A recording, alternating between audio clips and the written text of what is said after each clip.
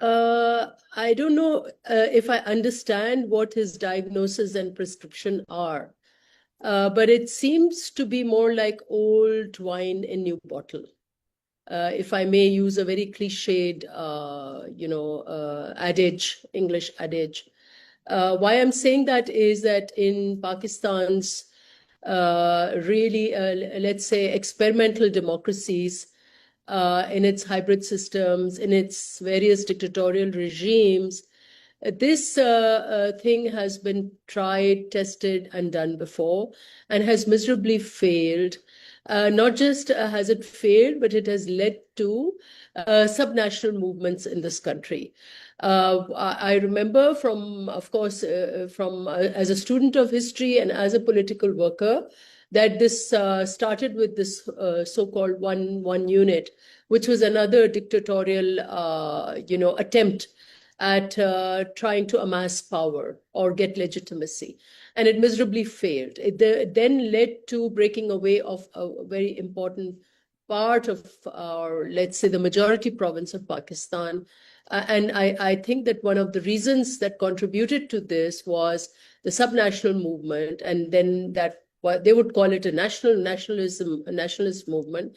And the reason for that was, again, that, there was an attempt at over-centralization. So while seemingly the rhetoric is to create more units, but actually because these units pre-exist from Pakistan, there is a history to these units, there is nationalism attached to them, these are linguistic groups. And so trying to undo those linguistic groups or those identities and talk about administrative units is seemingly, obviously, is an idea that has been tried, tested, and miserably failed, as I said. And these have often been ploys of various dictators who want, because they want to control the entire area, they feel that the provinces get in the way. But actually, they don't. I agree with one part of the argument, which is that Pakistan needs decentralization and devolution. We want effective devolution and decentralization. So the debate should be on local governments, but not on creating more provinces. So while I agree with the premise that Pakistan needs strong local governments and we need more devolved, more devolutions, particularly in the fiscal field, but it should be according to the Constitution. And the Constitution, while it lays down a map of, administrative financial devolution, I think in Article 140, if I'm not wrong, A, but it also talks about it being a provincial subject. So within that constitutional framework, there should be, of course, more powers and more decentralization within the Constitution. And that has to then start from the majority province, which is Punjab, which hasn't had local government elections since 2 terms. Sindh has had them. And of course, Islamabad. The debate has started from Islamabad. The minister concerned is minister responsible for Islamabad.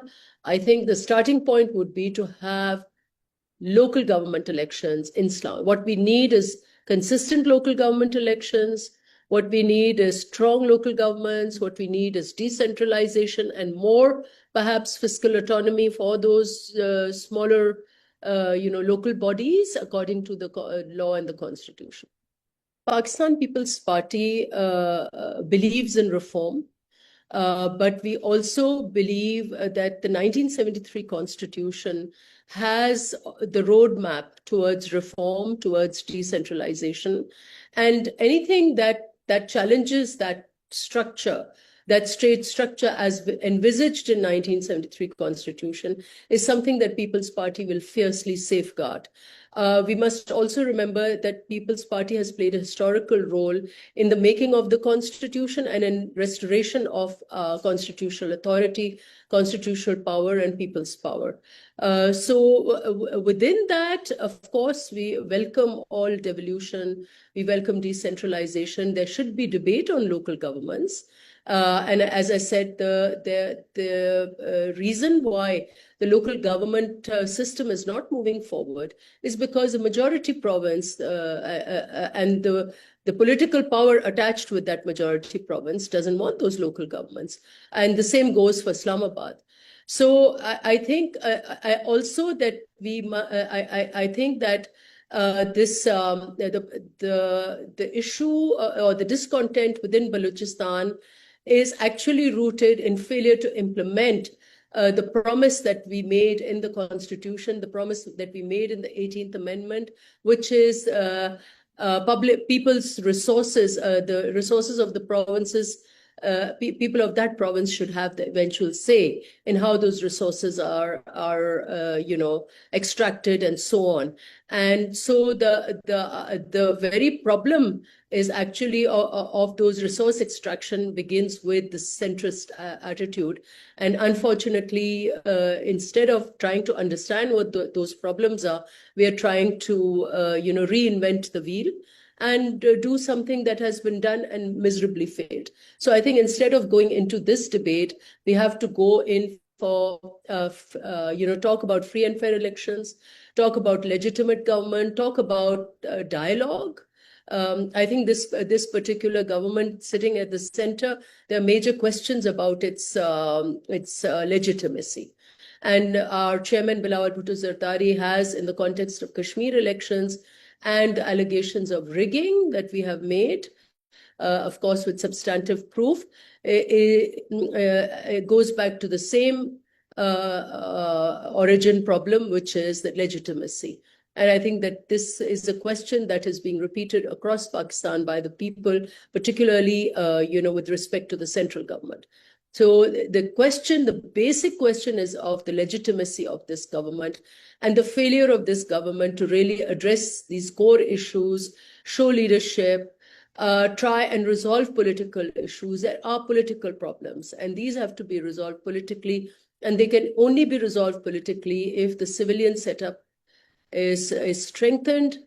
I think that the politicians have to be given charge to handle all the political issues. I don't think that, the quarters that are talking about so-called administrative units are really realizing that perhaps they're also a part of the problem. I think, as I said, this has happened before. General Musharraf's so-called LFO, and then following that, his stupid referendum, and before that, General Ziaul Haq's referendum. This actually has a similar vibe, and obviously it'll be very, very unpopular with the people. So I think it will be nothing more than a gimmick. If you want to make certain structural changes related to the Constitution, the best way forward would be to take it to the next elections and then have ensure free and fair elections. But in Pakistan, the history of referendums has been extremely controversial, nothing short of gimmickry. So I think that one should not, and I don't understand why, when the main challenge in this country is law and order, the main challenge in this country is that alienation of two provinces and now even AJK.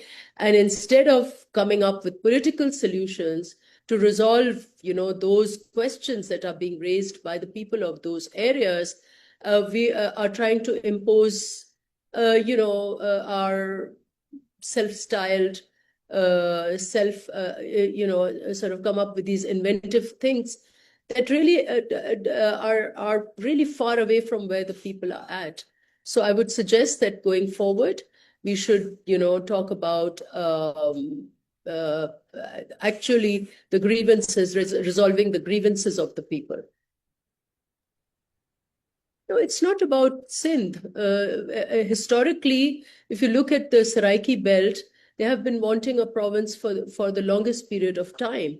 But that doesn't mean that you should split, you should come up with a problem where there's no problem. There is a problem in the Punjab. There is this, south of Punjab. There is a sense of deprivation in that area. And so the people of that area are demanding. In Sindh, there is no such demand. Yes, there is a party called MQM, And this party, MQM, again, there are a lot of questions about their, members coming up through free and fair elections. However, their question or their demand has always been strong local governments, never administrative units or provinces. Their demand has been strong local governments. And on strong local governments, I think the People's Party is open for dialogue and open for discussion that how do we make the present local government system stronger. But for that to happen, the major bottleneck in that, or what is holding us back, is the failure of Punjab to have elections. They are not allowing elections. And similar is the case in Islamabad. Why isn't Islamabad having elections?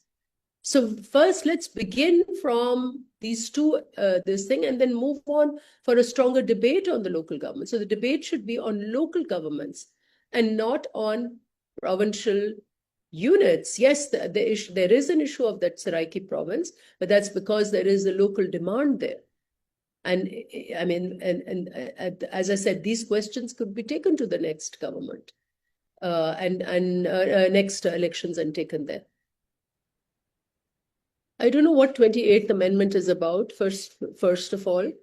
And I don't know, as I said, I still don't understand that the people who are raising this issue are intrinsically a part of this hybrid setup, particularly the minister concerned.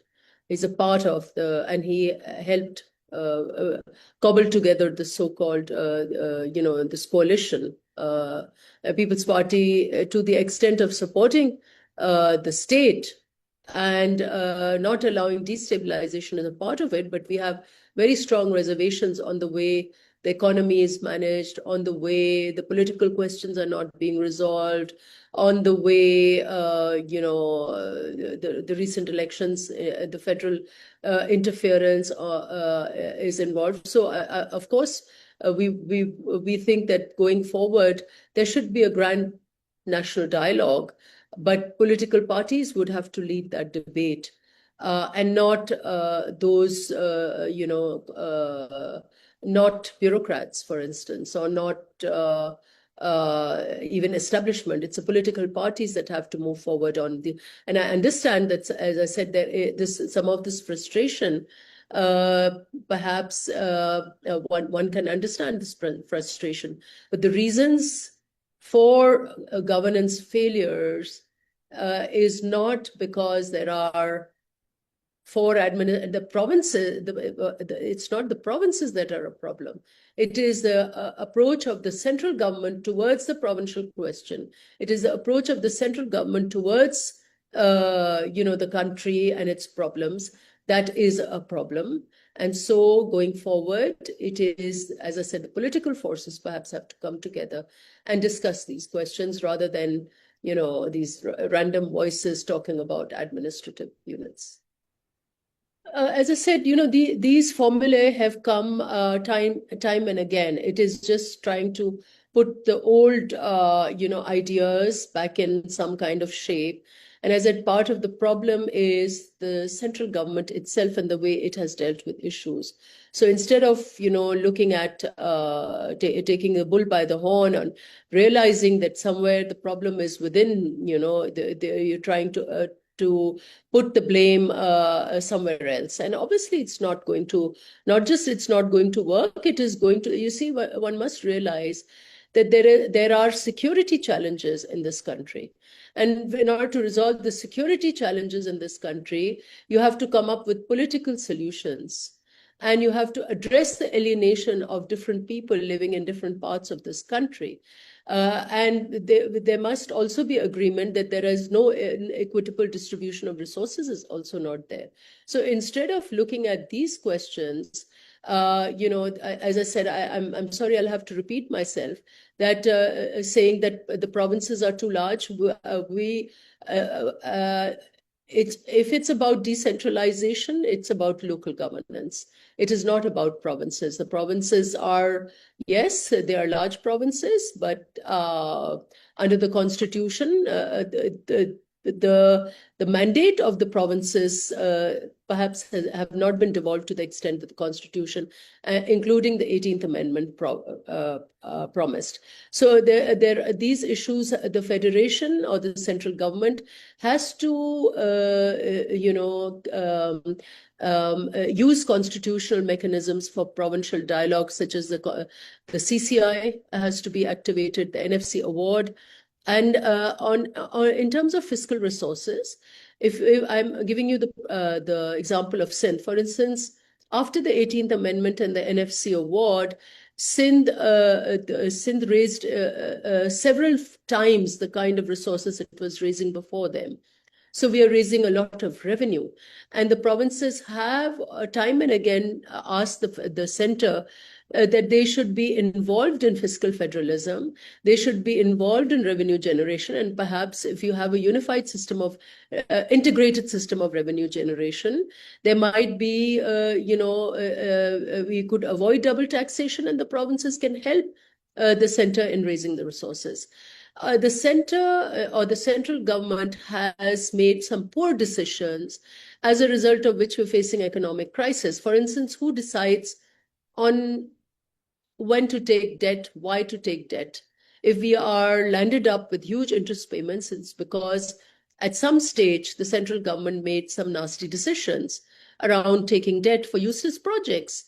Energy crisis. Sindh government or Balochistan government are not responsible for energy crisis. Sindh is a surplus energy province. Balochistan is a surplus energy province. Yet you know what? Our people do not have basic right to electricity, despite the fact that we are giving more to the center than we are getting back. That's because the center has somehow failed in coming up with energy equity or a policy where we have cheap electricity generation, because they never involved the provinces in those decision making. So the failure of the central government to make sound economic policies cannot be placed on the shoulders of the provinces. That is really the issue. And it's going to be really unfortunate if this debate is unnecessarily taken to distract us from the core issues that we face in this country, namely, of course, the legitimacy of this particular government, perhaps too much involvement of establishment in political matters, and failure to resolve the issues of some of the deprived areas, then rights of provinces, failure to implement the constitution in its spirit. These are some of the problems that we have. But having said that, I agree that there has to be decentralization to that extent, but that decentralization has to take place within the local governance structure of the provinces and not otherwise. And it has to start, the charity must begin from home. It has to start from Islamabad and Punjab. Well, that's precisely the reason is that he's the president. And as a president, he's also safeguarding the present. He is the head of the state. So I think it is fair that why should he get involved in this as a head of the state? It is, and as a head of the state, I think his involvement in politics has to be limited under the law and the constitution. So it's fair that he's not giving any positions. It is up to the political parties. Our party chairman, Bilawal Bhutto Zardari, is there. We are all there. And we have all spoken and will continue to speak. Of course, if President Zardari were not a president and he were chairman of the party or co-chairman of the party, I'm sure he would have some, statement to give. But right now he's the head of the state. And so it is fair that he's, he's keeping quiet about all this.